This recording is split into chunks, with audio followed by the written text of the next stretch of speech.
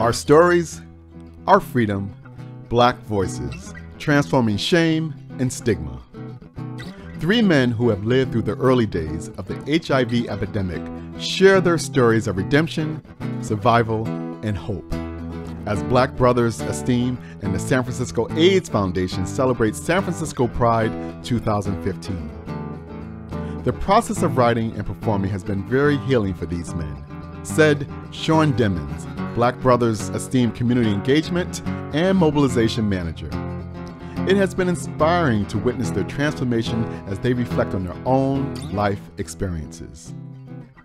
William Dean, Raphael Rogers, and Stanley Allison work with performing artist Anthony Julius Williams, artistic director of the Iruke Project, during a 6-week workshop. The project uses personal storytelling as a way to explore factors contributing to disparities in health and wellness, such as shame, stigma, isolation, internalized homophobia, racism, and transphobia. African American men and men who have sex with men are disproportionately affected by HIV. Black men who have sex with men make up 12% of the San Francisco HIV positive population, while African Americans are only 6% of the population. Black Brothers Esteem is a program of the San Francisco AIDS Foundation focused on supporting African American gay, bisexual, and same-gender loving men living in the Tenderloin Polk Gulch and the 6th Street corridor neighborhoods of San Francisco. William Dean, Raphael Rogers, Stanley Allison. Our stories, our freedom, Black voices, transforming shame and stigma.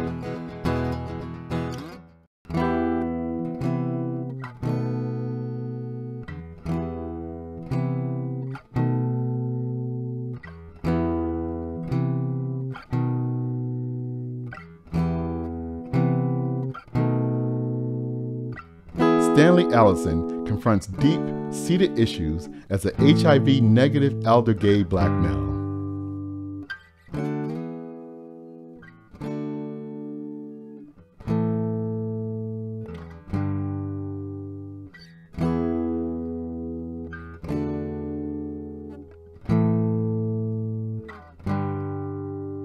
Finally here. It's taken me a long time to get here. I'm comfortable in my skin. Despite the extra 40 pounds over a 10-year period, it seems like yesterday that I was a 155-pound brick shithouse with an ass that screamed, "Come on in." However, the past 10 years has seen my brick shithouse turn into an old rumbling shack, and my powerful ass is now a tub of Play-Doh. Now, what happened besides age and gravity to my outside?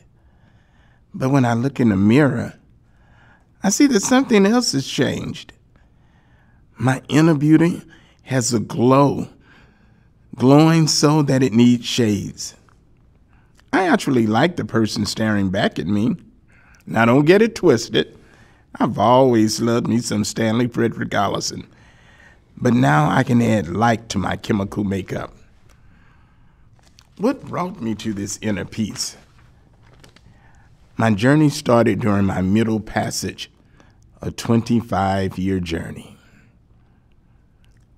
The middle passage, 1980-2015. For most people, coming from a small southern town like Orange, Texas, to a big metropolitan city like San Francisco would be a culture shock, but not for me. I was born for big city life. In 1980, I was able to transfer from my job as a paint salesman at Sears to the same position in San Francisco. 6 months later, I started work at Pacific Bell. Money was flowing and life was good. But I was still closeted, still ashamed to be queer, even though the San Francisco was full of queers. Except now, they were called gay. Gay sounds so much better. So much better than queer or punk, names I had been called all my life. It seemed that everyone at my job was gay.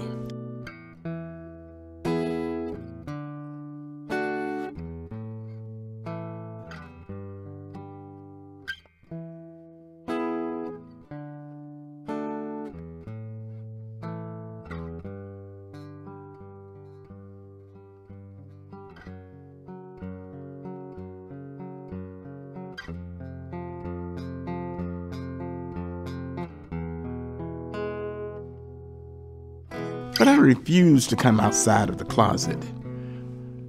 Although I realized deep down inside that people knew it was my secret shame, a cross I had to bear. It was this secret shame that made me wait 2 years before I would have a same-sex encounter. That was nothing to sing about. I should have waited 2 more years. But then, after getting my feet wet, there was no turning back. At that time, San Francisco was ripe with gay bars, especially black ones. The Eagle Creek, the Ram's Head, the Trap, and my 2 favorites, the Blue and the Gold and Gingers. I looked good, had my own money. Yeah, I was a hoe, but it felt good and oh so right. And then just like that, it hit. The big A, a.k.a. AIDS. Supposedly God's gift to fags, a disease my oldest sister would call to warn me about. A gay white man's disease. Stanley, don't fool with those white boys. Did I stop my deviant behavior? Hell no. Although I saw my coworkers dropping like flies. So many obituary notices in the bar newspaper. The look of death and despair in my friends' eyes. And my favorite bars losing its patrons left and right. No, it didn't stop me. It just slowed me down. As the 80s came to an end, I found myself at a crossroads. However, tragedy was lurking just around the corner.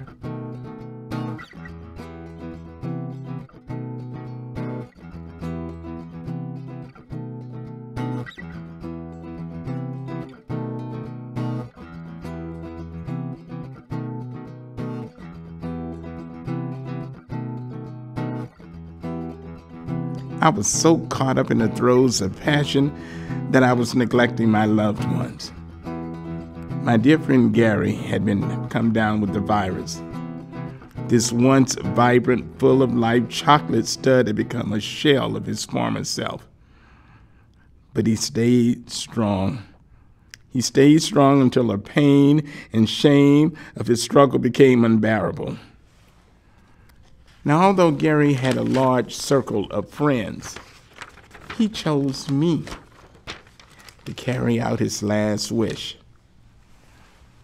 He chose me to help him transition out of his pain and misery with dignity.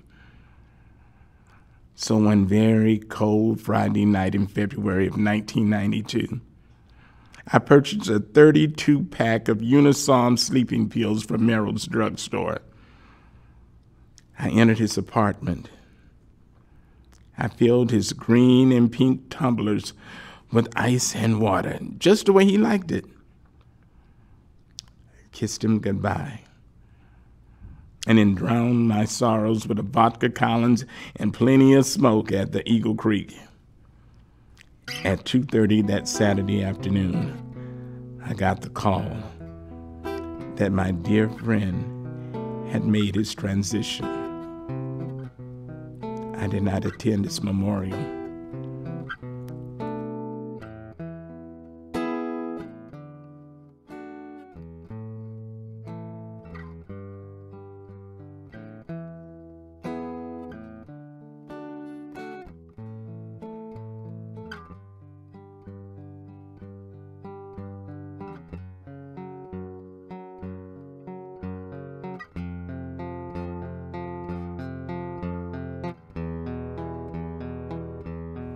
The guilt is still with me 23 years later.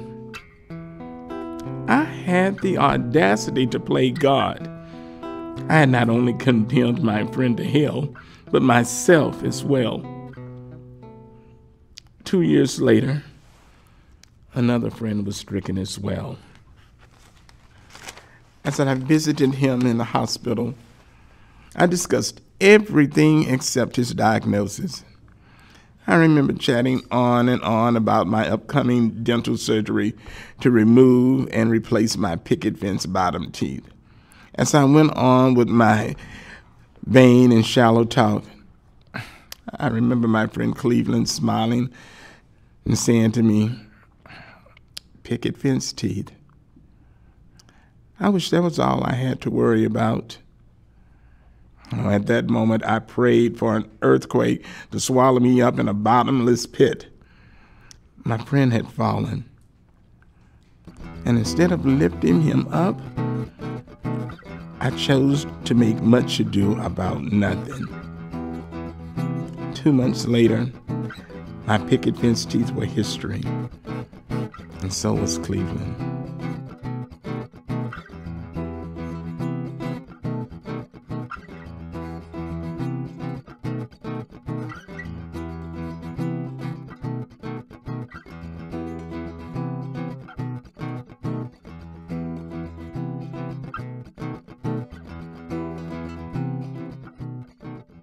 All of this death and sickness had finally taken its toll on me.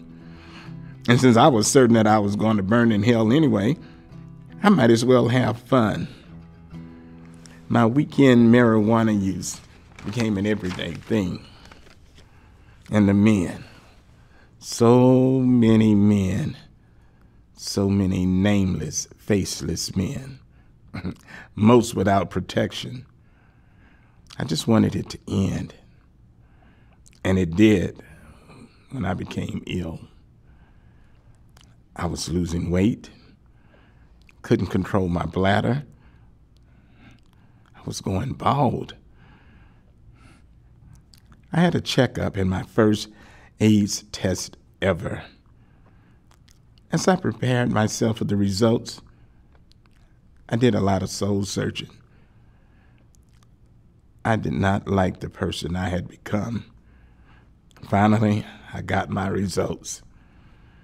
Sudden weight loss was from type 2 diabetes, which also infected my bladder. My hair loss was from my infection from constantly shaving my head. My AIDS test was negative. Not only was I negative, but I wanted to live. But I still wondered, why was I spared? What was God trying to tell me? How did I get to this point in my life? To find the answer, I had to go way back to the beginning.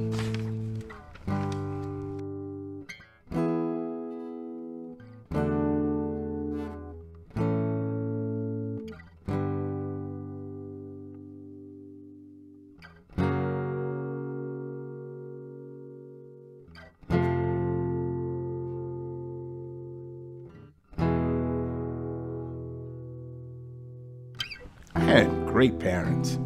I was the youngest of 4. I was a change of life baby. And although we could be considered to be poor, black, and in real trouble, I never wanted for anything. My mother was the spiritual leader in my family. Her Baptist beliefs combined with Daddy's Catholic upbringing kept us all grounded. My daddy loved the arts. He taught me about Dorothy Dandridge. To him, Stephen Fetchit was a true movie star, not some stereotype Uncle Tom. He taught us to be black and proud long before James Brown. Daddy died when I was 7. My brother and male cousins tried to fill the void, but they sucked at it, except for my cousin Lawrence.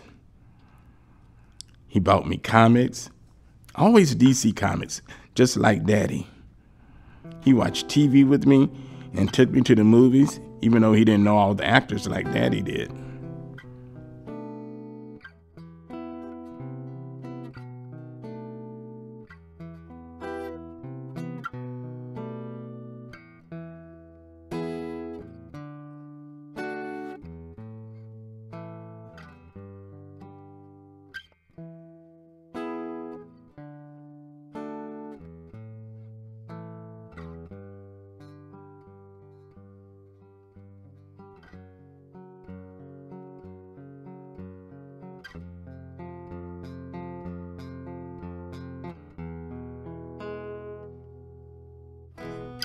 On Thursday, June the 5th, 1965, he took my innocence.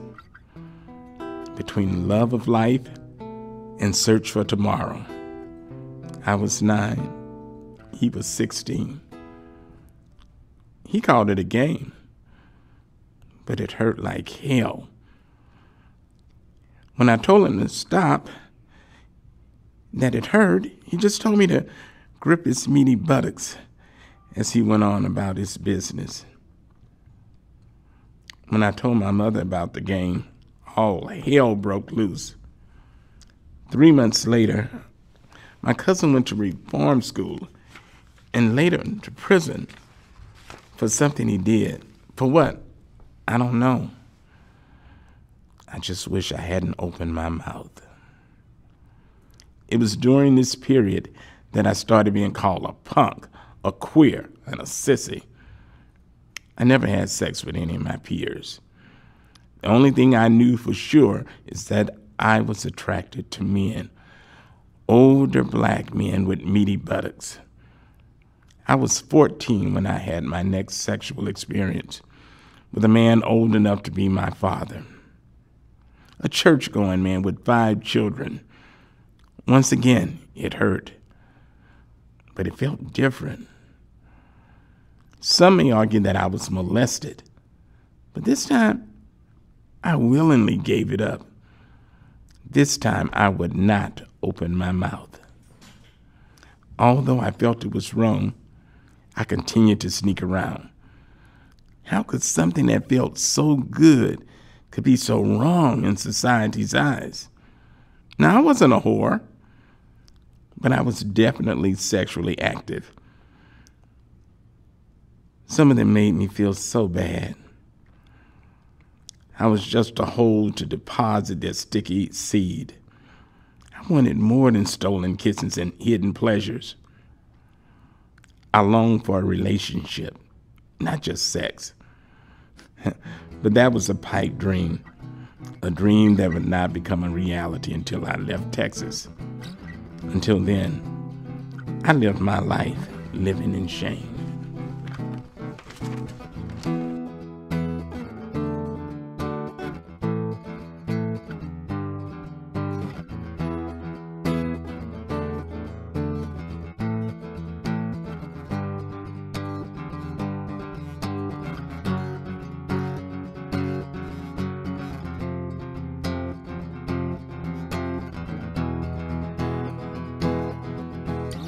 I remember going last year to my favorite group, Freedom Friday. As I took my seat, in walks this young man, twisting harder than RuPaul. I looked at my partner and said, "Harpo, who this woman?" I would not find out until the following week. That Friday, I was in purple from head to toe, and in sachets Miss RuPaul, who looks at me and says, "Hello, Miss Purple." Oh, no, she didn't. And does she have a speech impediment? As the group started, Miss RuPaul always had a hand up to put in her 2 cents. Oh, this child was such an eager beaver, so young, so free. But when she spoke, I forgot about her speech impediment. This child actually had something to say. Plus her given name fit. Wise Rivers. As he spoke, he was no longer RuPaul to me. I wanted to hear his story.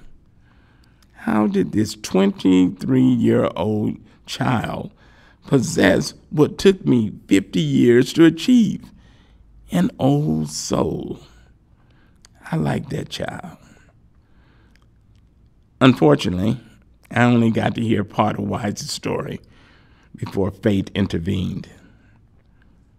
Rest in peace, Wise.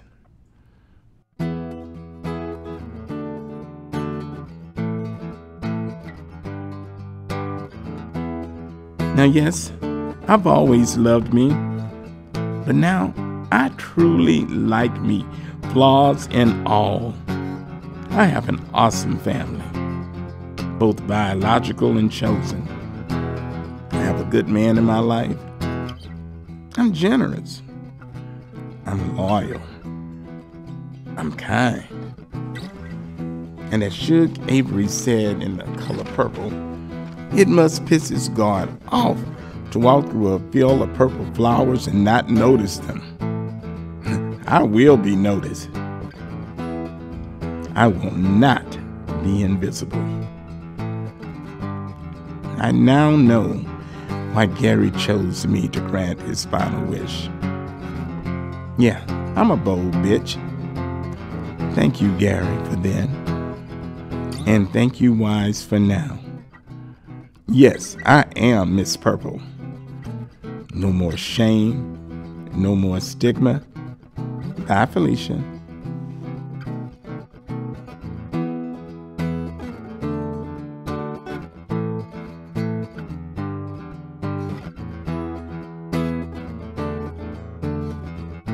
Our stories, our freedom, Black voices, transforming shame and stigma.